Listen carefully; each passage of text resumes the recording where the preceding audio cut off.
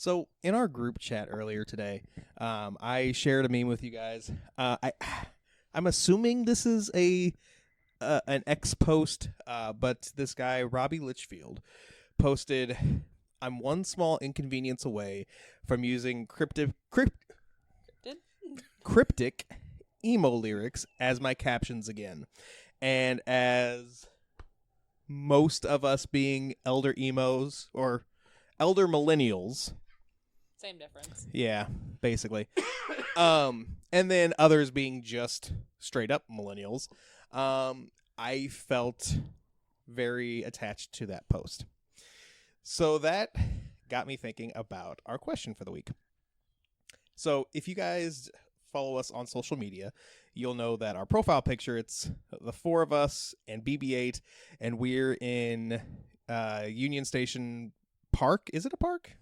Sure. And we're sitting on the bench with Abe Lincoln. So my question for you guys tonight is not really more of a question. It's more so just a project. Give that profile picture an emo caption. So I'm going to go first this week. I'm kind of proud of mine. So I said, instead of dreaming of our future, I'm begging Honest Abe to emancipate me from this nightmare. Wow. Tabitha. I hate you. Oh my god. So all I could think about was My Chemical Romance, as usual. And I was trying to rewrite the opening to Black Parade to be about Lincoln, but then it was that line where it's like, when you grow up, would you be the savior of the broken, the beaten, and the damned? Lincoln did that, so it fits. There we go. Lydia. All I could think of looking at this picture, it's not even lyrics. It's just a song title. Is just that the kids aren't all right. And Matt. So, side note, now I want cryptid emo lyrics. I'm picturing songs that Bigfoot would write alone in the woods, and I'm having the best time in my head. So there's that. Anyway, I'm going to go with kind of some irony. Blink-182, no one should take themselves so seriously, which obviously we don't, but, you know. I love it. I love it. Can we just appreciate that we now have a new side project to work on? Yes. Yeah. My Chemical Podcast. No? I feel like that's probably a thing somewhere. Yeah, probably.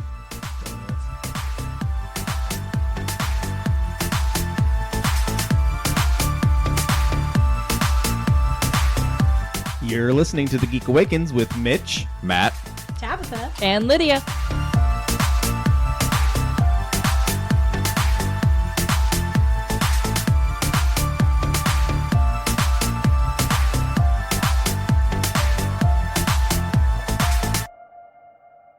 So we've got a bunch of things to talk about.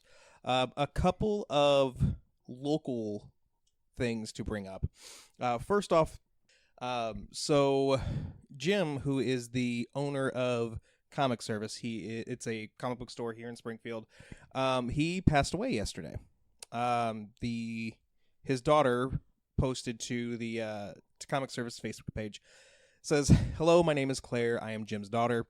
I'm sure most of you know by now, but my dad passed away yesterday morning. This was all very sudden for us. My mom, brother, and I are currently dealing with the situation at hand. At this time, we are asking for privacy, time, and space.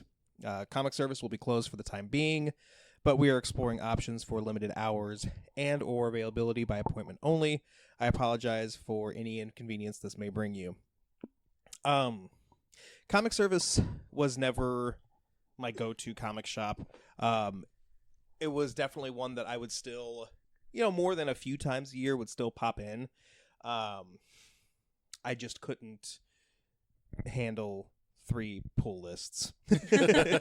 But every time that I did go in there, I mean, he was always a wealth of knowledge. He was always, very nice, very, accommodating. Yeah, it's always sad. It's a local business. You know, he did well by his customers. Always willing to tell a story and chit chat. Absolutely. Really, honestly, was a genuinely, like, we got the impression genuinely nice guy. And the one thing that never ceased to amaze me, the few times that I did go in there, you could ask where something was, and he knew exactly where it was and roughly how many issues back in the stack it would be to. That was unbelievable. Yeah. And one other thing about him too, like, it was obvious. I mean, obviously, if you're owning a comic book shop, you are going to like comics in some way, shape, or form. But the way that he would talk about comics, the way that he would, it was clear that this wasn't just a business for him. You could tell that he still had a love for, the genre, the medium, all that kind of stuff. So I just want to say something. You can cut this out if you want to, but I hate that as a society we have to apologize for an inconvenience when someone has died. Yeah. Like, this is more than just a comic book store. This is somebody's life and family and all that. And hey, I'm sorry, you might be inconvenienced because, he passed away and he's not here to work for you now. I hate that. Yeah. But yeah, I mean, I get what you're saying, and I would really hope that nobody would be inconvenienced by that, We would hope. But... Yeah. But speaking of local stuff, so last week we talked about Game Over Sis. It's a video game themed drag show at Dumb Records. So since then, they announced a date change. So, just for your information, the show will now take place on February 24th. I'm still very interested in this. I'm still very much here for this. And on that note, let's go into the pull list. What's on our pull list this week? We've got 2 books to talk about. The first one is The Nasty number 6. 6. Yep. It is 6. Did you read 6? I don't know. Well, let me read this description and we'll see. So, The Nasty is out now from Vault, written by John Lees with art by Adam Cahoon. So Thumper and his friends only have a few more days to get their movie finished. But they also have to deal with Cynthia Crudgill and her anti-horror campaign and the fact that Red Innes is going rogue.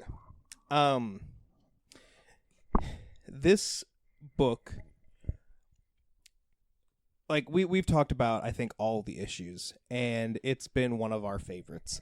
I feel like the previous 5 issues have been kind of a love letter to the horror genre, but not really necessarily a horror comic, if you know what I mean. This issue felt like a horror comic, especially with the things that Red Innes is starting to do. I don't want to spoil anything. I have my theories. I have, I have my prediction for why he's doing some of the things he's doing, and I really hope that I'm right. But that said, like, we can tell, like, I don't know if this is one of those books that has, like, a planned ending, or if it's, going to be an ongoing, but, like, man, if we only have like a few issues of this left, I'm going to be very sad. But at the same time, like, I am very excited to see where this ends up. Tabitha, did you read this? This is indeed the one I read. Freaked myself out there for a second.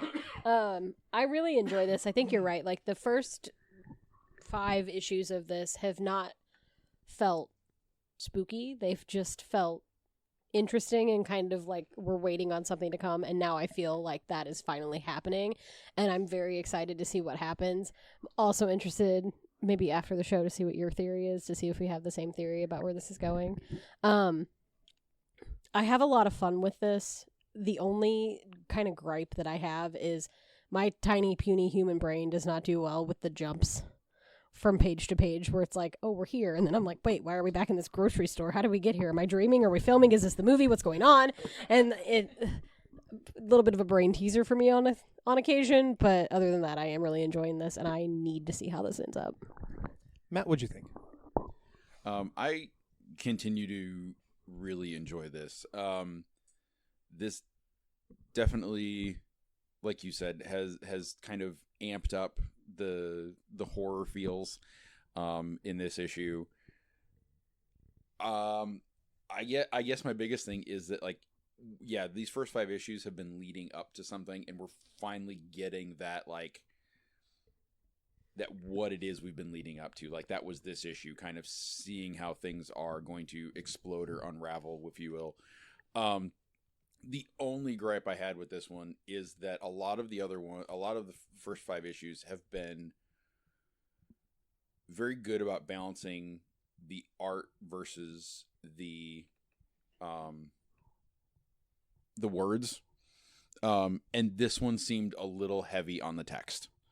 It was a little bit of extra explanation, which I felt could have been done with some of the art. But other than that, yeah, I'm ready for the trade paperback. Like, I want to reread all of these just in sequence, like from front to back, and ready to see how this keeps going. I'm really sad I didn't get caught up. I got almost through 4 because I was trying so hard to get to this one, and I didn't make it. I was literally falling asleep last night trying to read it, and I'm like, well, that didn't work. So much for that. It's well worth catching up. Yeah, for sure. Maybe not as you're falling asleep, though, because I feel like that might give you some odd dreams. Yeah, it would be the first time. I don't even need a horror movie or book or anything like that to have weird dreams, so it's fine. Yeah, same. So our next book is Brobots, the complete collection. It's out now from Oni Press, written by Jay Torres with art by Sean Dove. Joki, Koro, and Panchi are more than bros. They're more than robots. They're Brobots. And when things go down in Brotown, they're there to save the day in their own special way. Tabitha is giving me all the looks. We full disclosure, we have all recognized that we are too old for this book. But Tabitha, let's start with you. Oh my god. Bro. I will murder you. You know how I really don't like Spider-Man because he's a stupid teenage boy? I don't like stupid teenage boys in robot form any better. Especially not Brobot form. If I had to read the word bro one more time in the 20 pages of this that I managed to get through, I was going to gouge my eyes out with rusty grapefruit spoons. Like, it was awful. The art, if I was an 11-year-old boy, I would have been like, man, this is so cool, bruh. But I am not an 11-year-old boy, so this was not so cool, bruh. I felt like this was one of those things where, as a kid, I would have been on the Brobot side. But as an adult, I'm like, look at all the chaos that you've created. Who's going to clean up this mess? For literally no reason. And who's going to clean up this mess? For a book about robots who call themselves Brobots, it's obvious. I mean, this book is not going to take itself seriously. And even though there were times when I wanted to strangle them, like there is that one where they ate a wizard's house or something like that, but then treating the wizard as the bad guy, like, bro, you ate somebody's house. What do you expect? So you're the bad guy here. So, like, but one of the things I did really enjoy with this book, with all 3 of the stories, they also managed to incorporate like other like classic fairy tales. Like, I think, well, obviously Hansel and Gretel with that one. I'm blanking on the others. But, Jack and Jill was the first one. What's that? Or not, Jack and the Beanstalk. Yeah. So I thought that was really cool. To have that kind of connective tissue. They're robots. They don't have tissue. But yeah, this was silly. This was fun. If you're listening to this and you're 12 years old, maybe you shouldn't be listening to this.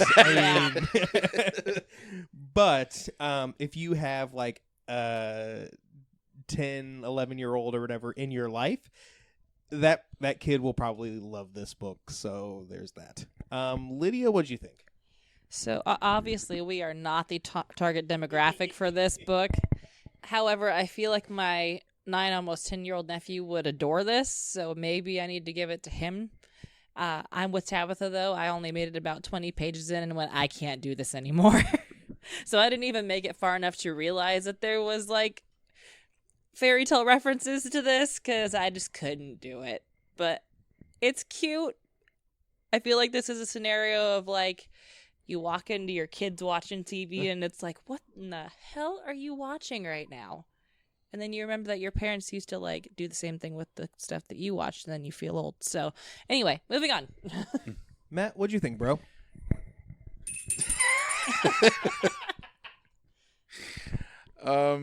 I didn't have the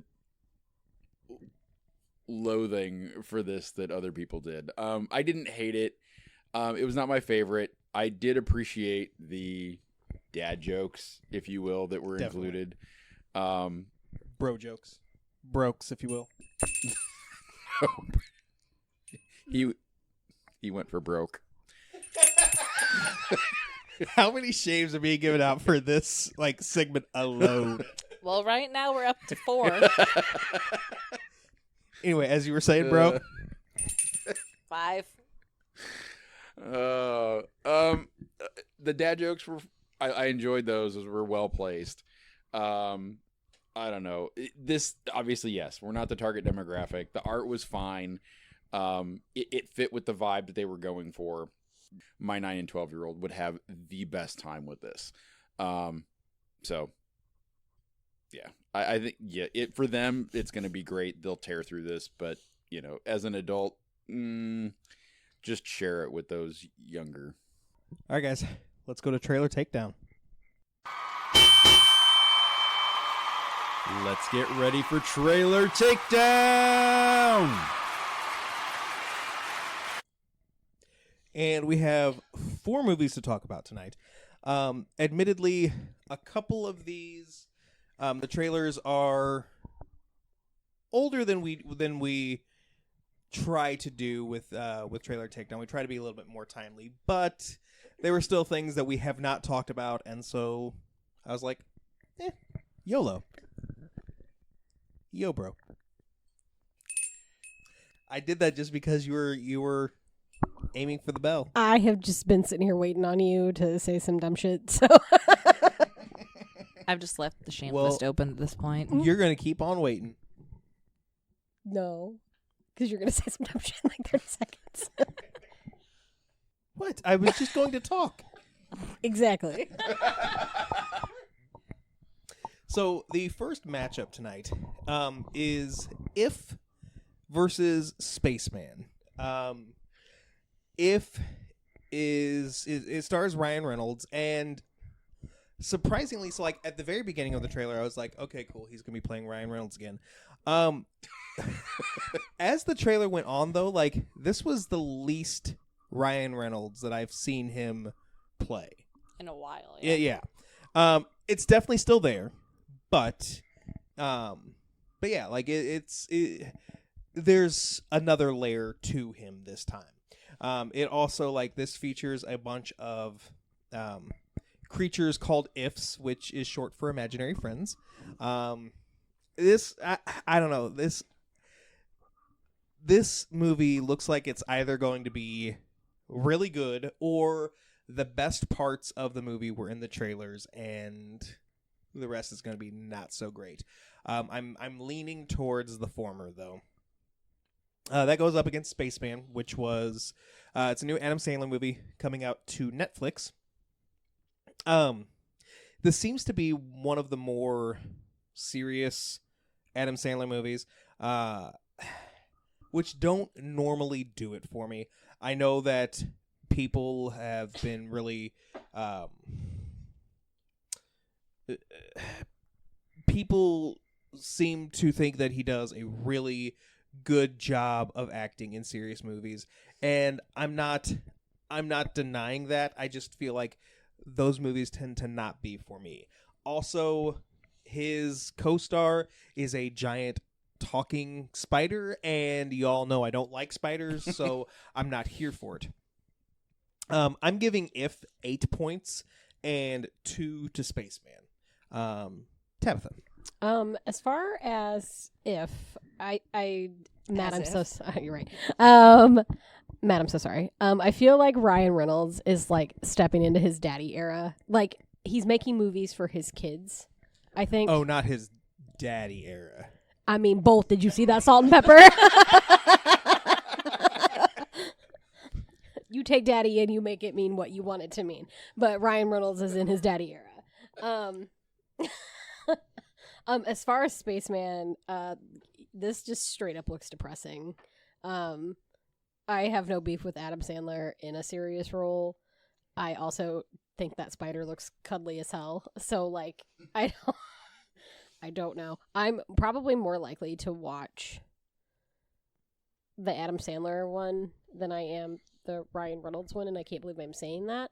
So I'm going to give Spaceman 8 and If 2. Matt. Apart from Ryan Reynolds and just being who he is, I think my favorite part of the If trailer is the realization that imaginary friends are called ifs. Like, that to me is, like, it's a genius, brilliant abbreviation. I feel like in a lot of ways this movie is going to try too hard to do too many things, and in doing so, like Jack in the Box, it's not going to do any of them well.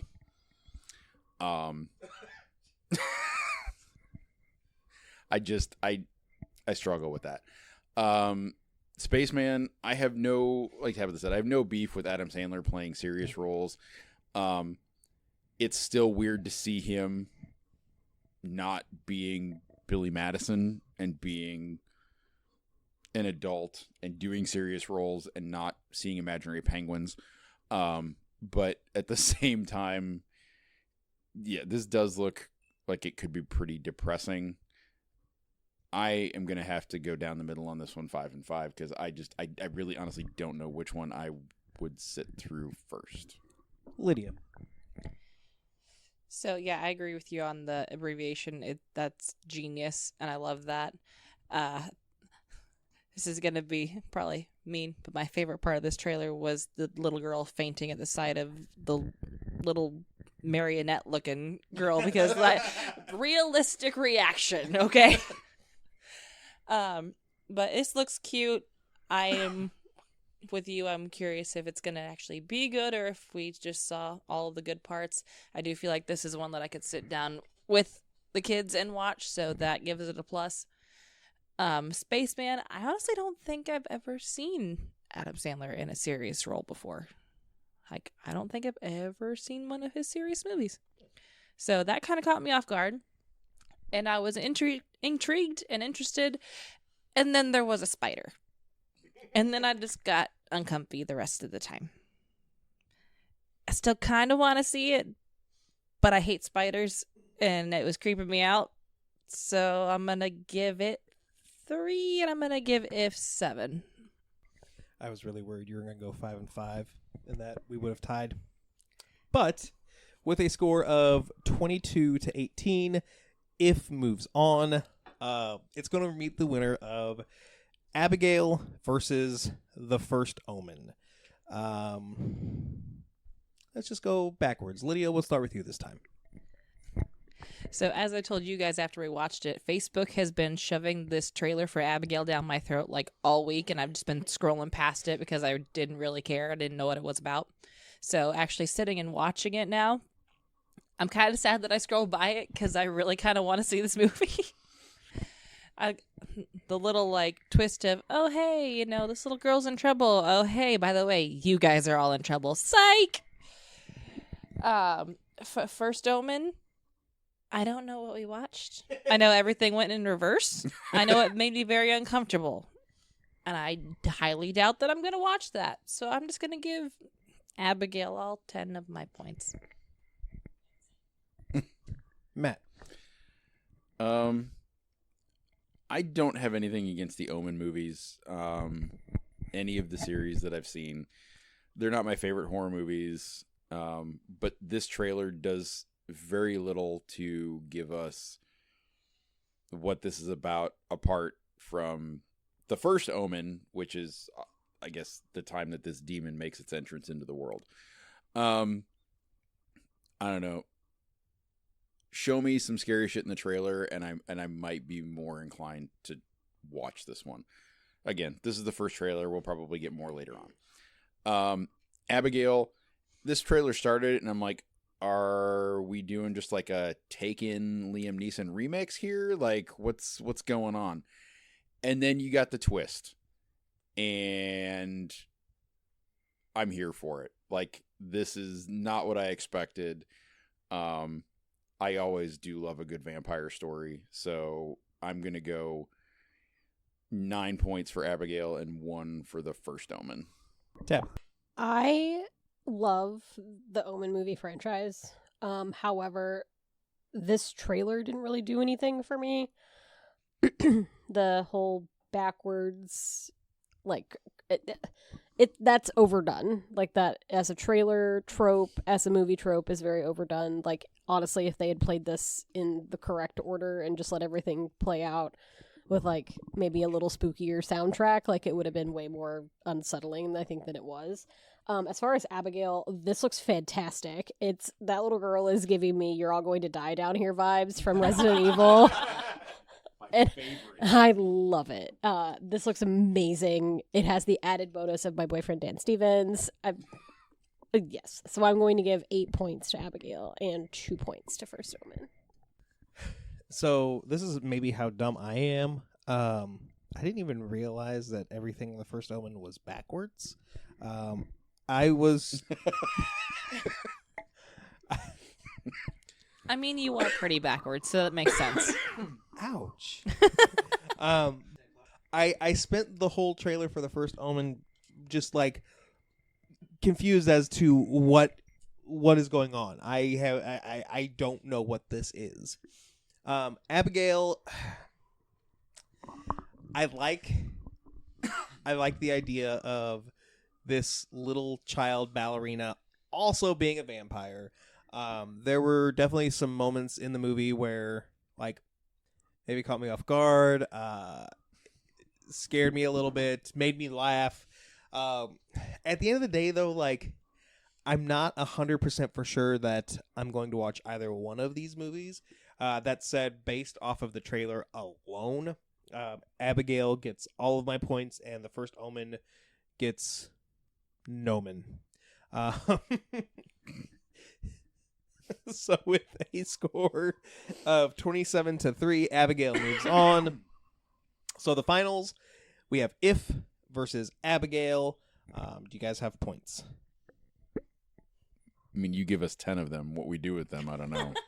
It's accurate.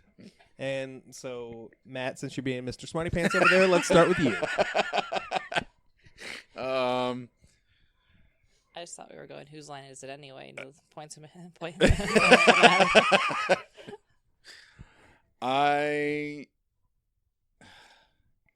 I'm just going to give Abigail all 10 points. Because as far as trailers go and which one I'm more likely to watch, that just wins hands down. I gave If 7 points and Abigail 3. Tabitha. I am way more likely to watch Abigail than I am If. by a large margin. So I'm going to give Abigail 9 and give 1 to Ryan Gosling's Reynolds. Sorry, I was thinking about Ryan Gosling. Ryan Reynolds is salt and pepper hair. Anyway, Lydia. Not gonna lie, I'll probably end up watching both of these at some point.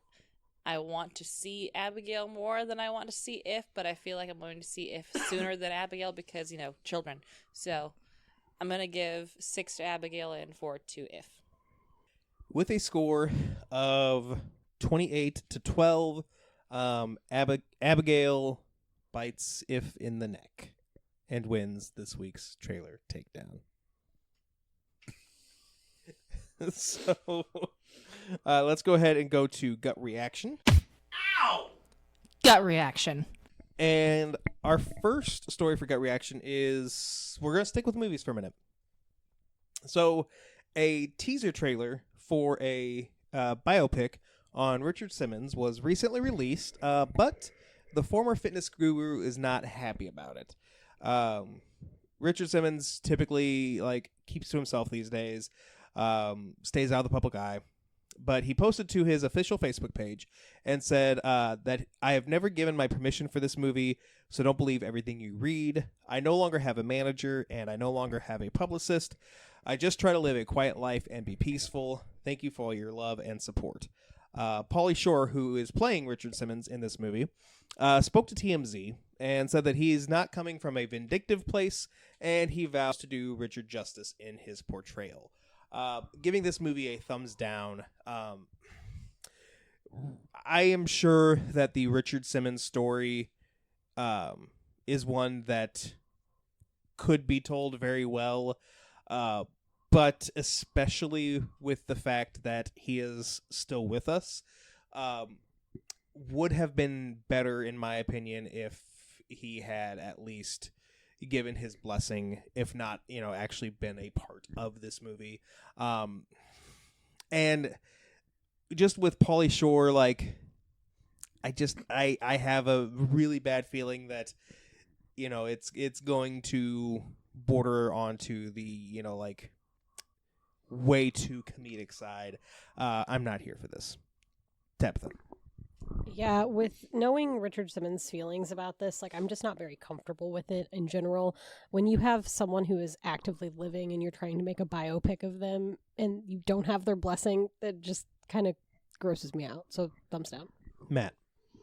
Yeah, I'm going to go along with you guys that if you're going to do this and the subject is still alive, then yes, you should have their cooperation, their blessing, any number of other adjectives. I am also with you, Mitch, on the fear that as Pauly Shore playing Richard Simmons, that you're going to border on that absurd comedic that Pauly Shore does. Pauly Shore has not aged as we talked about, Adam Sandler, and moved on to serious roles. And proven that he can play those parts. So, yeah, I'm going to go thumbs down. Yeah. Before we get to you, Lydia, 2 points. One, Pauly Shore does look the part, though. He does. I will give him that. Yes. And then also, when you said how Pauly Shore is aged, I thought you were about to say that, we're in Pauly Shore's daddy era, and... we are not. I'm sorry. Pauly Shore has aged like not so great cheese. I'm sorry. The day Matt says someone's daddy era, I will literally just pass away because he hates it so hard. I refuse to use that phrase. I'm with you. Lydia. Yeah, thumbs down to this. It almost feels, I hate to say it this way, but it almost feels offensive to him. Mm-hmm. If he is so against this, it should not be happening. And just the one little line that you got from Pauly Shore just felt wrong. I don't think this should be happening. Thumbs down. Tabitha, let's talk about Wednesday. The day of the week? Or I was like, Mitch, it's Thursday. Explains why none of us are wearing pink. I was Oh my god, I just really don't like you today. Just today? Bro. Oh my god.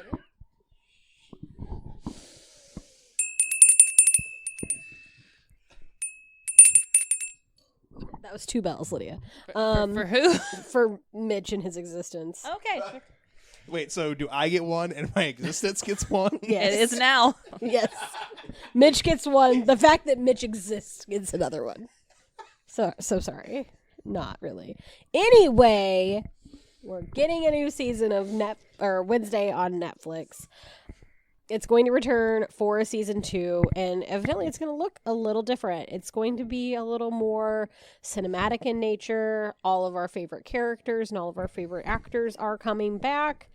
It's going to pick up exactly where it left off, with the students returning to Nevermore, the academy where Wednesday goes. And we're going to see if Wednesday ends up going to visit Enid during their impromptu break. I don't know if you've seen the show. Enid is Wednesday's perky, intrepid werewolf roommate. She's a werewolf? Yeah. I have not seen the first season. Me It's either. so good. They're getting away from the whole. There was like a moment in the first season where there was kind of like a romantic interest for Wednesday. They're leaving that behind. Thank God, because it was cringy. It was giving ABC Family. So we're getting rid of that. We're getting rid of the sentimentality a little bit of this season, and we're going a little darker. And I am so excited to see where this goes. We binged this show in literally 2 days. Wednesday is the single most relatable character for me that I have ever encountered in my entire life. Like, every single thing that fell out of her mouth, I was like, yes, yes, yes, correct, accurate. That's me. This is a wonderful iteration of this character, and I'm so excited to see where it goes. Giant thumbs up. Matt. Oh, my little storm cloud. My other favorite was Death Trap. Yeah. I'm not gonna lie. This first season, it was not something that I thought that we needed. And then, yeah, we binged the entire season in 2 days, and it was wonderful, even though it was kind of like a whodunit type of mystery feel to the first season. The fact that they're going to lean a little bit more towards the horror for season 2, here for it, love it, wonderful, fantastic, let's go, thumbs up. Lydia. I have not watched the first season. All I know about the show is that apparently she does this weird little dance that's all over Facebook and TikTok and the internet in general. But you guys are happy, so I'm happy. Thumbs up. Yeah, I'll give it a thumbs up. This show has fallen into my giant hole of shows and movies.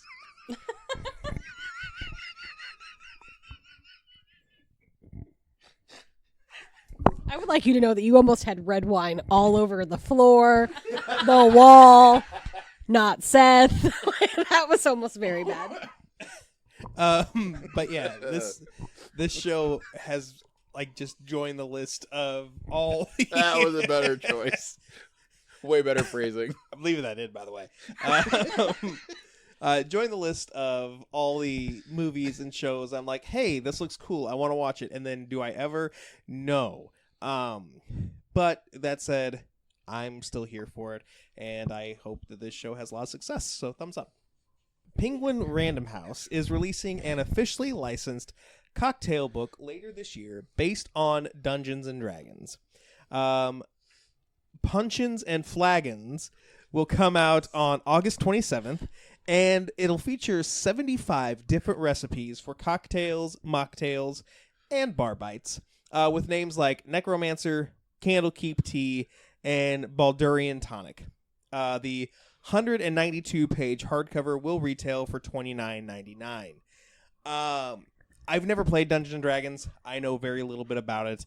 That said, this is brilliant. I love this.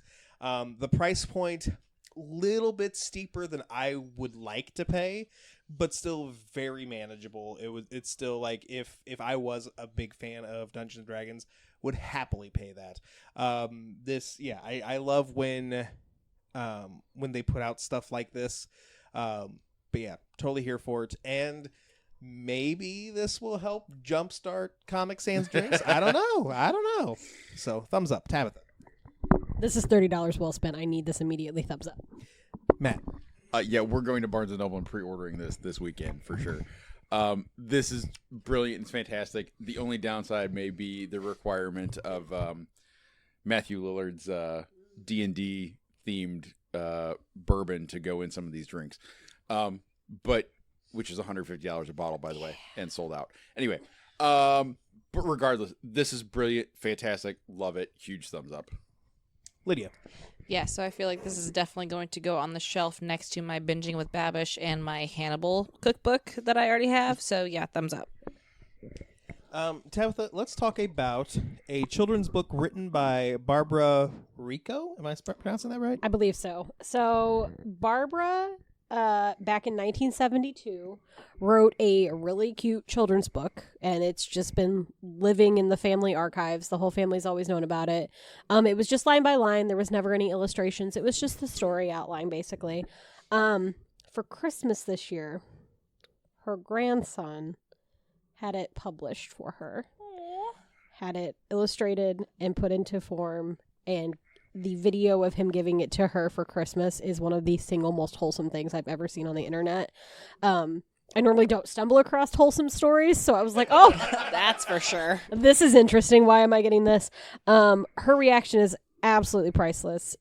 She is moved to tears. The story looks cute. The book looks adorable.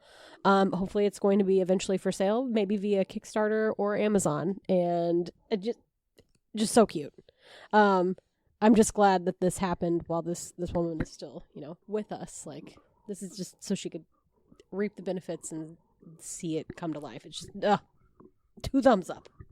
Matt. This is wonderful and fantastic, and one of those big-hearted stories that every once in a while we do need in this world. So, huge thumbs up, and I do hope that eventually this is available. Lydia. This is adorable. This makes my heart happy. We need more things like this in the world, and less, crap that you send us off from TikTok. I am here to entertain. But yeah, a gigantic thumbs up. Yeah, this is such an adorable story. I've got nothing else to add. Thumbs up. Matt, let's go to Thundercats. So Thundercats is being rebooted. Again? Again.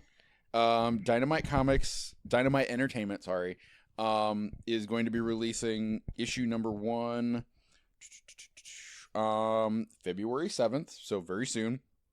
The initial pre-order cutoff was over 100,000 copies already, estimated at over 150,000 copies.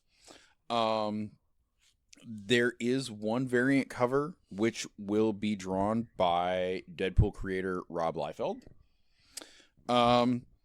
It's basically just a reboot. The first 6 pages of this were released, and I did read it because I did grow up watching Thundercats. And it's pretty much your basic Thundercat story. They, like Transformers, escaping their world, end up on Earth. Lion-O was not ready to be the leader, but has to fall into that role anyways. It's written by Declan Shalvey and drawn by Drew Moss. Like I said, comes out February 7th. I am here for this. I think this is awesome. I might actually try and pick up issue number 1 if they're available. I'm going to go thumbs up. Lydia. I mean, it's a comic, so I'm kind of indifferent. So thumbs side, please. Yeah, I'm giving this a thumbs up. Thundercats was one of my brother's shows. However, it was one of those where I also liked to watch it. So I mean, that and Voltron, those were definitely his shows. But I'm but I'm the younger brother, so I'm going to go ahead and watch this too. So that said, yeah, I am definitely here for this. I love this. Also, I've read some of Declan's other comics. Really like his writing, so I'm excited for that too. So thumbs up if I didn't say that already. Tabitha. I don't know how I feel about a Thundercats comic. I like the shows, but like an actual like sit down and like I feel like you're gonna lose like the fun of Thundercats, which was like the excitement and the voice animation. Thundercats. I'm gonna murder you. I feel like you're gonna lose some of that like nostalgia that I have for Thundercats in paper format. Like the voices are gonna be in my head instead of happen. Yeah, exactly. Like I can read that, but it's not the same. So thumb sideways. I'm just gonna read that in that voice, anyways. He'll actually read it like out loud. I'll say you're just going to hear that from across the room. He can't live with me anymore. So last week we talked about IDW retaining the rights to Teenage Mutant Ninja Turtles, and that the current comic would end with issue 150. Since then, it was announced that Jason Aaron will take over as writer with a new #1 in July. Before then, we'll get a 10-page preview in Teenage Mutant Ninja Turtles Alpha #1, a one-shot that will release in June. The rest of the creative team has not been announced. It's expected that they're going to be announced soon. And this is also being described as a relaunch, not a reboot, which indicates that it will continue the canon set in the current run of the comic. Still giving this a thumbs up, with it being a relaunch. Slightly worried because I do with this new run fully intend on jumping in, so I worry that maybe there will be some things that I don't know about or will be lost on or whatever, but with it being a new #1, hopefully they realize, hey, this is going to be a good jumping on point, so explain what you need to explain. Also, Jason Aaron's writing is phenomenal. I'm here for that as well. So, yes, thumbs up. Tabitha. You're happy, I'm happy. Thumbs up. Matt. I'm thrilled about this. I feel like I am reaching the point where there will be single issues that I'm going to have to go back and start buying on a regular basis. This is going to be one of them. I have very few signed comics. His in Thor was fantastic. To have him writing Teenage Mutant Ninja Turtles, yeah, that was a mouthful. And wanting to like start back in on that comic at some point, I feel like this is going to be a great place. I'm going to go thumbs up. Lydia. What Tabitha said, you guys are happy, I'm happy. Thumbs up. Matt, we're going to stick with comics a little bit longer and talk about Cullen Bunn. So we, as a group, read Rogue Planet by Cullen Bunn. He's done some horror comics. He's done God knows everything as far as comics goes. He's jumping back into horror comics. This time, he's going to do it's a graphic novel from Dark and Twisted, which is actually run by Storm King Comics, which is an imprint from Sandy King and her husband, John Carpenter, the legendary John Carpenter. It's called The Long Haul. The general idea behind this is that there are thousands of people that disappear across the interstate system in the country every year. And this will delve into the dark and gritty of the possibilities of what happens to some of those people. So, Rogue Planet, one of my favorite horror comics that I've read. Cullen Bunn trying to take on this story. I'm here for it. Thumbs up. Lydia. I mean, I approve of his name. No, this sounds cool. So I have, a really hard time keeping up and reading stuff, especially even stuff that we get sent. But hey, it sounds cool, so I'd read it. This is coming out as a graphic novel, not as individual issues, though. Which would definitely help. So that is a definite thumbs up. I'm going to give this a thumbs up. I think that I would give it a thumb sideways if it was, if you didn't mention the writer or if it was any writer other than Cullen Bunn. just because it is so hard to hook me when it comes to horror comics. However, with reading some of the stuff from Cullen Bunn that we have in the past, 100% like this would definitely be something that I would check out. Tabitha. I'm interested in the topic. I don't know enough about the writers to make any kind of educated guess on if I would enjoy that, but the topic has intrigued me, so thumb sideways. Matt, we're going to stick with you and talk about Highlander. So we all know how much everybody in this room loves John Wick. Boo! I'm going to try and mention it at least once a month from here on out. Anyway, the John Wick director, Chad Stahelski, has been rumored to be taking on a reboot of Highlander for quite a while, including having Henry Cavill attached as the lead. I know, but Witcher. Okay. It turns out that not only is this going to be high on his list of projects, like basically next after he finishes the upcoming John Wick movie, but he will then be he will be overseeing with Lionsgate all of the John Wick and Highlander properties that they decide to produce, at least for a while.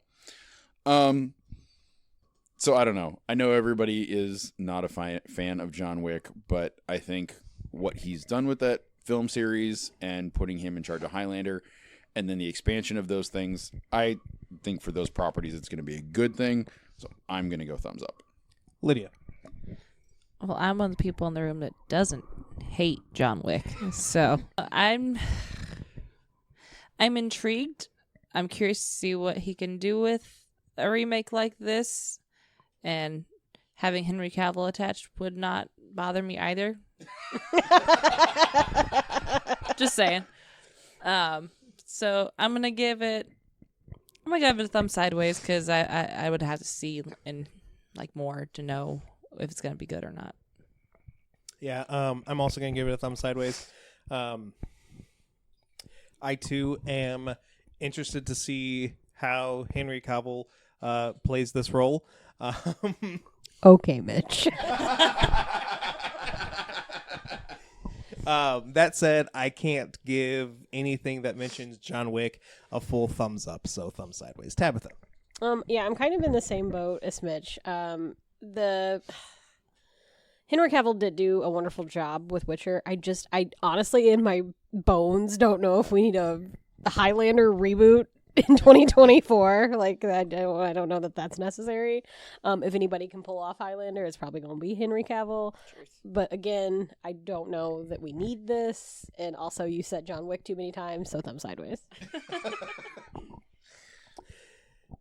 So, I don't know if you guys saw this, but RuPaul's Drag Race alum, Princess Poppy, last year announced her retirement from drag, showed up to the Emmys in an outfit that left other people green with envy. So Princess Poppy came dressed as a green troll, complete with a green dress, and impressive, I guess you can call it a mask. Talking to Entertainment Weekly, Poppy said, quote, "I wanted to do the exact opposite of what is expected of you when you go to an event like this. I wanted to take decorum and turn it on its head. Mainly, I wanted to be a troll/hag. I wanted to be so shocking that you just have to turn and look at me in the worst way possible." Huge thumbs up on this. Like I said before last week when we were talking about the Game Over Sis, I'm not a huge fan of drag, but this costume was phenomenal. Like this mask that Princess Poppy like has, like this is like television movie quality. Like it is so well done. I am so here for this. This is amazing. Thumbs up, Tabitha. Yeah, I had already seen this, and this is just unbelievable. Also, I love when people show up to these things like and try to do things that are just out of the ordinary, so they're not getting the same questions on the red carpet. I love the topsy-turviness of this. Giant thumbs up. Matt. So I had not seen the picture until just now. It's impressive. You're right that the face makeup is incredible movie quality. Where's the bridge? Like, this is fantastic. And I agree with Tabitha. Like, people that do this with a reason, with a point, not just to make a, like, to be a show. Like, I love that. This is great. Thumbs up. Lydia. Well, first off, I would just like to appreciate the irony of Princess Poppy dressing like a troll. But yeah, this is amazing. I love this. The makeup is phenomenal, and also I kind of really want her handbag. Just saying. I want the dress. Oh, that's amazing. So, yeah. I didn't even notice the handbag. Like I was fixated on the face. Yeah, absolute thumbs up. This is wonderful. Tabitha, does heartbreak feel good in a place like this? Is this like the opposite of Olive Garden? When you're here, you're dead to us. That's the motto from my house. So that iconic sparkly black suit that Nicole Kidman wears in Mitch's favorite ad for AMC is being auctioned off for anywhere from $5,000 to $10,000. There have been 1,000 parodies of this. We have a backpack. Like, this has become like a cultural phenomenon kind of on accident, and now it just won't go away. And I feel like AMC is trolling us at this point. They're like, we're going to play this shit until you're 95 years old. You're going to be in every movie theater for the rest of your existence looking at Nicole Kidman in this suit. So the suit is being auctioned off in a celebration of American craftsmanship and culture filled with auctions, events, and experiences. There's a bunch of other like art and furniture and fashion and things on sale. And it's being put on by Sotheby's in New York. If you are interested, you can go to the public exhibition anywhere from January 12th to the 19th. And then the auction is going to run the 19th, which is tomorrow, to the 29th. So hopefully we will have an update as to how much this sells for in the long run. Good on you. I guess maybe this means we're not going to get an update with her wearing the same suit. Thumbs up. Matt. Well, hopefully now they've gotten rid of the suit, they'll have to make a new commercial. Truth. I feel like AMC is just trolling everybody with this now. Like, it's turned into a cultural phenomenon that we didn't need and didn't want, but it's here to stay. I guess thumb sideways, just because I can't believe this stupid thing is still getting attention. Didn't need, didn't want. Speak for yourself. Lydia. It's always kind of weird to me that things like this go up for auction and people actually like want to buy them.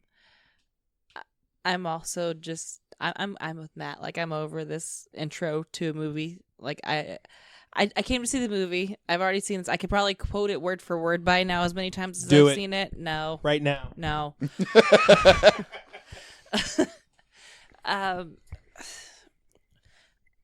I'm also just really preemptively saddened by how expensive like this thing's going to be, because I know it's going to go money, so I'm going to give it a thumb sideways just because I'm mad at how much money it's going to get at auction. Yeah, thumbs up, even though you're exactly right, Lydia. This is probably going to make more than all of us in the room make in a year combined. Yes. Yeah. But still, I'm here for this. I have been in a love-hate relationship with this commercial, and I am now fully invested in love with it. Yeah, I take my cap off as if it's the national anthem.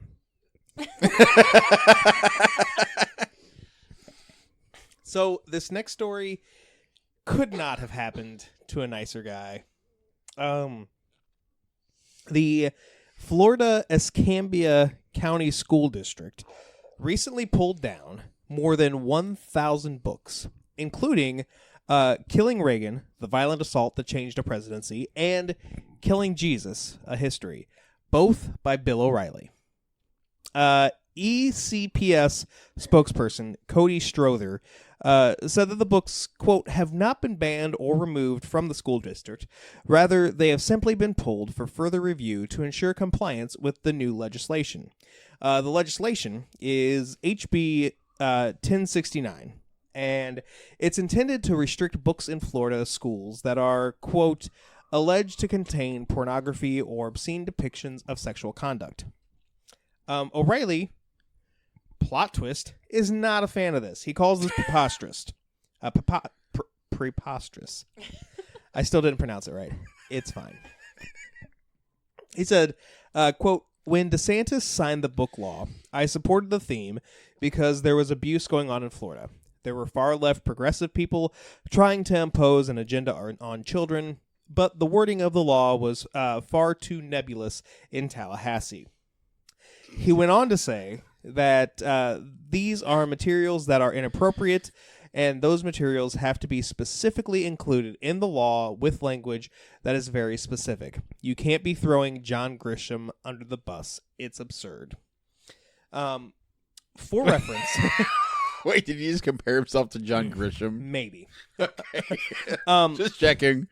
For reference, other books that have been pulled for further review include, like, randomly, I don't know about randomly, but, like, oddly, like, other dictionaries and encyclopedias, but also the autobiography of Malcolm X and The Diary of a Young Girl by Anne Frank. Ugh. As much as I want to give this a full thumbs up because this is unfortunate for Bill O'Reilly, auto parts. I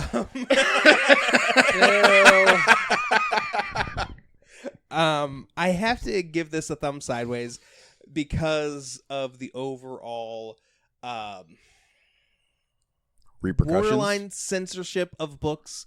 I don't know how much Killing Reagan and Killing Jesus have to do in a school library. I am at least assuming that this is for a high school library, which there's more of a gray area. I'm not completely. I mean, to be fair, I have not read either of those. Is there pornography in there? I don't know, maybe.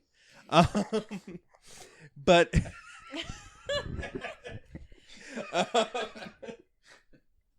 Kennedy got around. I'm just saying.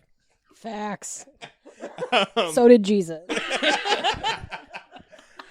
He walked. Oh. But kind of to your point, Matt, like, granted, I didn't look at the list of the 1,000+ books that were on this list. I don't know if a John Grisham book is on the list. I don't know if that's what he's referencing. But I am sure that his writing is not on the level of John Grisham, and I'm not a John Grisham fan by any stretch of the imagination. That said, even though I am giving this a thumb sideways, this makes my heart so happy. Tabitha. When you write a book ban, and you put a book ban into place, and you wrote it, and you put in there what you wanted to ban, we are in a giant circle of FAFO, fuck around, find out. Like, you didn't go line by line in that law and be like, this actually excludes XYZ element OP. You didn't do that. You said what you said, and this is the consequences of your own damn actions. So, sorry, Bill O'Reilly. Get bit. Thumbs up. Matt. Yeah, I see both points. But I think I have to agree with Tabitha that, like, yeah, when you write this into law, you open up this can of worms. So whether it's left or right, either side of the aisle, both sides are going to be included. And you have to understand that at the outset. So, I mean, as far as that goes, I don't know. Thumbs up, you reap what you sow. Lydia. I don't have anything to add. Thumbs up. I like how I took the crass fuck around, find out, and Matt's like, you reap what you sow. Which pretty much explains the two of you to a T. Yeah, basically. So, Shucked, a musical about the people of Cobb County, Georgia, recently... Wait.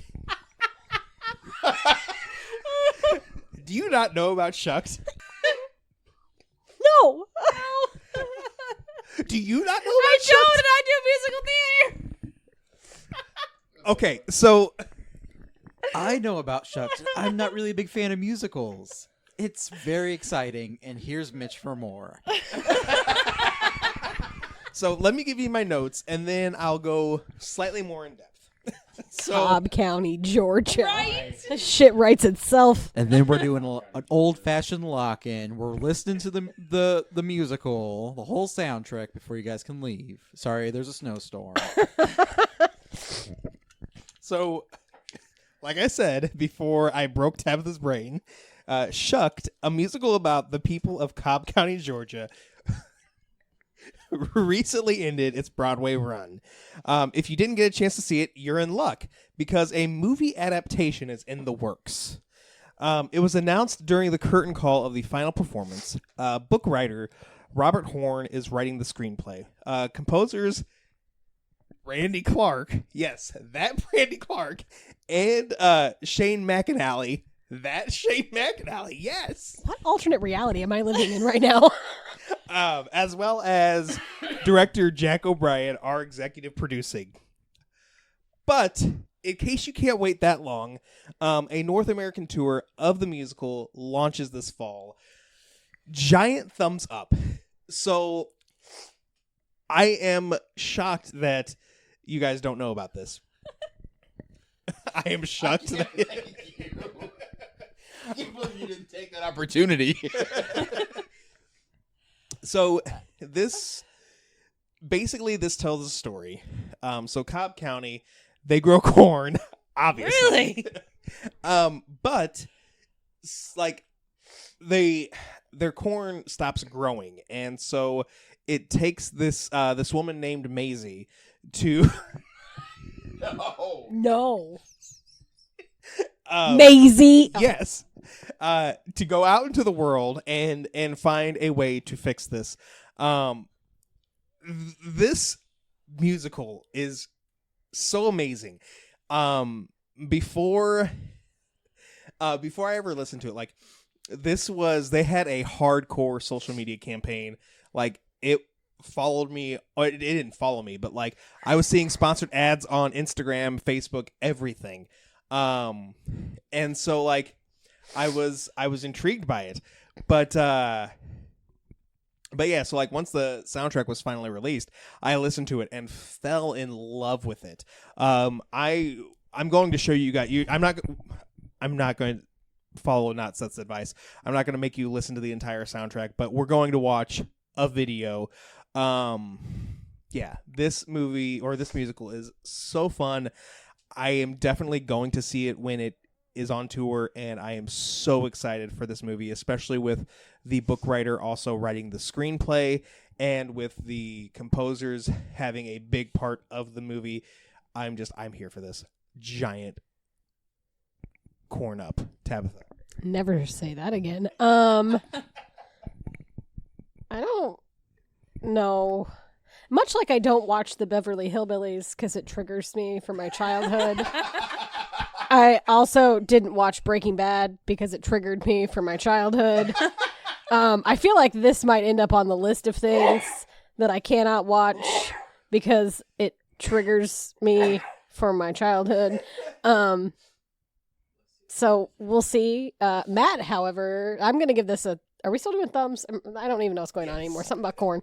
So I'm going to go thumb sideways. I am triggered by this in a whole different way than Matt is, though. So now Matt. So if I've learned anything about myself for the last few years is that I'm all ears when it comes to. To, Take the bell. He tried. I did. I'm all when it comes to musical soundtracks, but at the same time, no. I'm not here for this. Get Shucked. Thumbs down. Matt, remember that time I asked you to be in my wedding? You're taking Lydia? that back. Do I get to take his place? Maybe. Let's see how you answer this. Guys, the first song of this musical is called Corn. And there's a song called Corn Mix. Now all I can think about is that stupid YouTube video. It's got the juice. Yes. I didn't know this existed. And I'm kind of surprised this is set in Georgia because this feels like the most Midwestern thing ever as we literally live in a bunch of cornfields. It's giving Iowa, right? Right? Not Georgia. I'm pulling this up on Pandora on the way home. I don't even care. Thumbs up. Matt, let's drive a Sony car? Let's not, because it's not a good idea. It's not a good plan. During the Sony CES 2024 press conference, you know what came out on stage? A car driven driven by a PS5 controller. No. Yep. What? Did that submarine teach us? I mean, I can. So that you can't break it. That's what I'm saying. You wouldn't believe the comments that follow this article in that regard. This also has very much Jurassic Park vibes because it's like they thought they could, but they didn't think whether they should. Yes.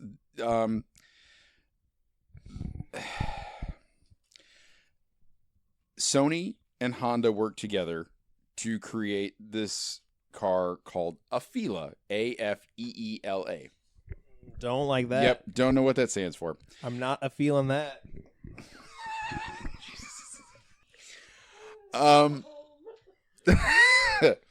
This is just ridiculous. Like, the car has all the tech that you could possibly not need.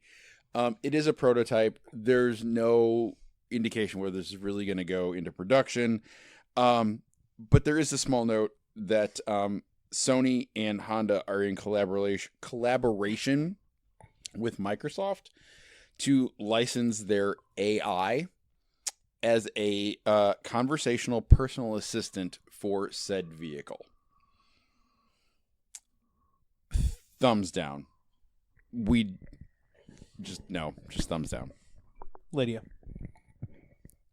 I hate electric cars with a passion, guys. And I feel I have a reason to say that since I, have to deal with them at work now. And I'm with Tabitha. Did we not learn anything from the submarine?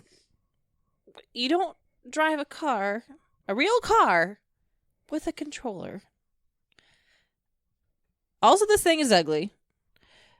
I forgot to mention the augmented reality that's included as part of the heads-up display. Of course it is. This is just a series of nopes. Thumbs down. Yeah. Yeah. Tabitha, you hit the nail on the Titan. Is that what it was called? Yeah. Thumbs down, Tabitha. So there are certain companies in the world that I don't trust to build things. You just put two of the companies I don't trust to build things into one thing. And they're putting that thing out on the road. And they're putting people in it. No, thumbs down. So this submission comes from a friend of the show and quite possibly our biggest fan, Rob. So Magical Elves, the production company behind Top Chef, Brain Games, and Nailed It, is creating another rat race. A grown-up game show based on the Chuck E. Cheese arcade experience is in the works. Contestants will be paired off and compete in supersized arcade games, including pinball, air hockey, skee ball, and a human claw. The team with the most tickets will be able to exchange them for an upgraded Chuck E. Cheese prize wall. This is slightly scary because I know that Chucky is going through some financial difficulties right now. So I do fear that this is kind of a last-ditch effort to save the company. However, I am 1,000% in for this, giving this a giant thumbs up. Yeah, like if I see that they're doing auditions for contestants or whatever, definitely doing it. Yeah, I mean, yeah, especially as someone who like spent like over 6 years of their lives in that building. Like, I don't know, like this sounds so cool. Kind of hope that they also like serve Chuck E. Cheese pizza on set. Tabitha. Are the hosts going to be the animatronic? God, rats? I hope so. That's my only fear, because this sounds like Double Dare, which brings me joy and happiness mixed with Chuck E. Cheese, but I don't want to have to watch animatronic rats host a show. Well, I don't know if it would be the animatronics, but it would probably be somebody dressed up as Chucky. I think that's worse. But wait, what if this is what they did with the animatronics? How they took them out of all the places? They're like, let's put them all in this show. Those are the giant human foosballs. I'm giving this a thumbs sideways. Matt. I'm also going thumb sideways. This could be a good time or a disaster. I think might be the only saving grace is the fact that some of the people behind this nailed it, which I would watch that show all day long. Lydia. I just have a question. It is the claw picking up the humans, or is the claw made of humans? I don't know. Maybe they're strapped to Uh-huh. a device and they have to Yep. pick stuff up. That makes sense. I'm here for that. If that's not part of the game show, I guess we created our own. We did. I'm not sure where we're gonna get a crane, but we'll figure it. Conveniently, there's one right outside Mitch and I's office. Perfect. I don't think you're licensed to operate that. Meh. License schmeicens. Just details. It's fine.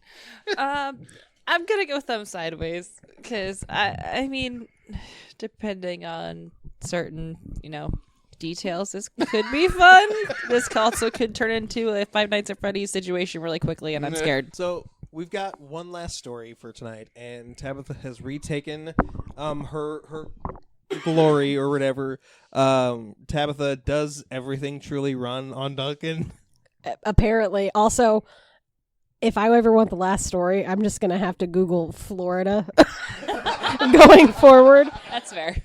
So a customer of Dunkin' Donuts in Orlando has filed a negligence lawsuit because he is claiming that he was injured by an exploding toilet inside a Dunkin' Donuts in Winter Park, Florida, about a year ago. He is seeking more than $100,000, claiming that he has suffered severe and long-term injuries. Hold on to your dinners, but the explosion left him covered in things that would be inside a toilet, including Thank you for censoring that. feces, urine, and other assorted debris. Whichever, I don't know what that is. Sprinkles. Ew. After the toilet exploded, he emerged from the men's room seeking help.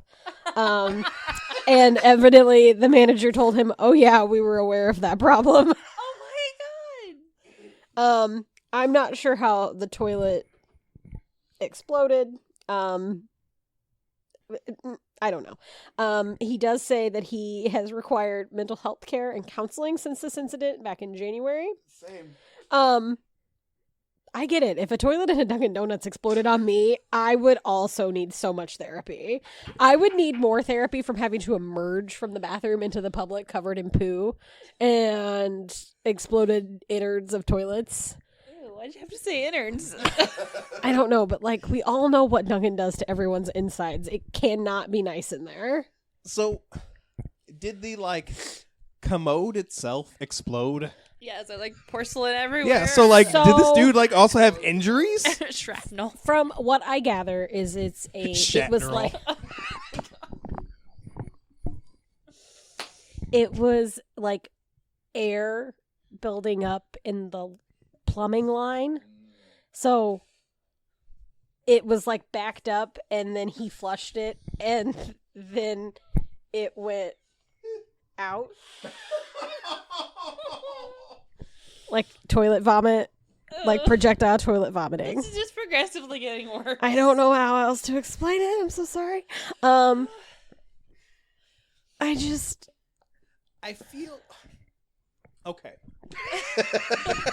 So, if I were in this person's shoes, You'd be standing in toilet water. yes, like I would still like. Okay,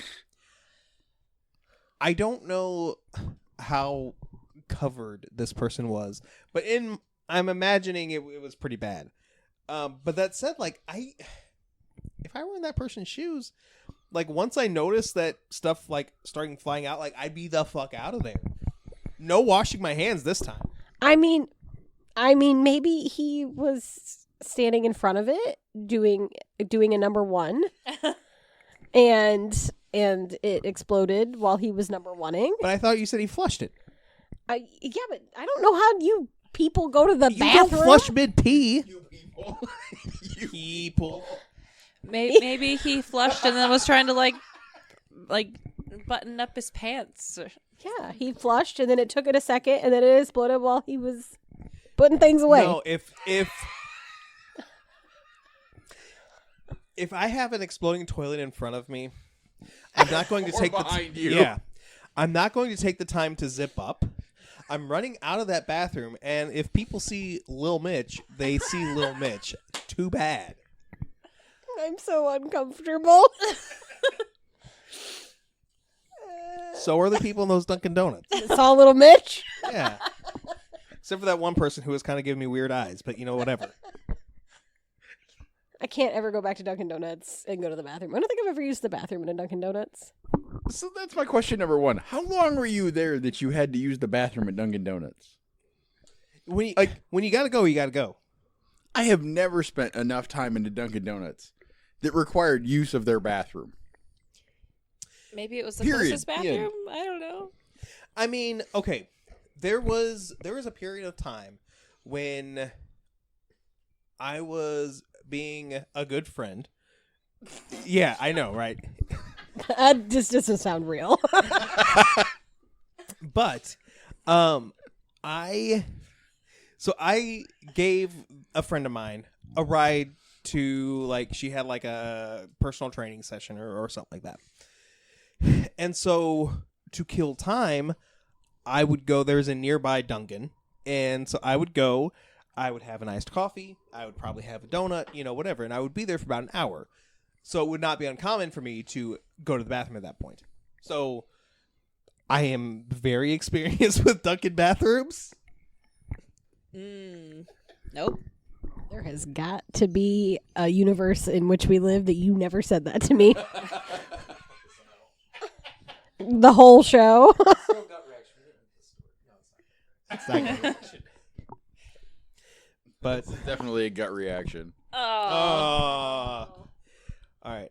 On that note, you guys have been in my house for a while, and I am going to subject you to some Shucked before you're allowed to leave. So, everybody say bye. Bye. If you don't hear from us, Send help.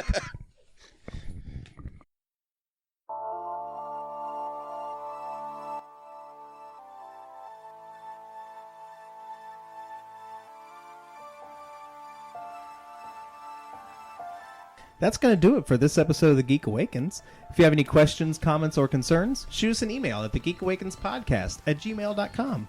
It would be a shame if you didn't follow us on Facebook and Instagram at the Geek Awakens Podcast or on Twitter at Geek Awakens. Theme music created and produced by E. Cannon Beats.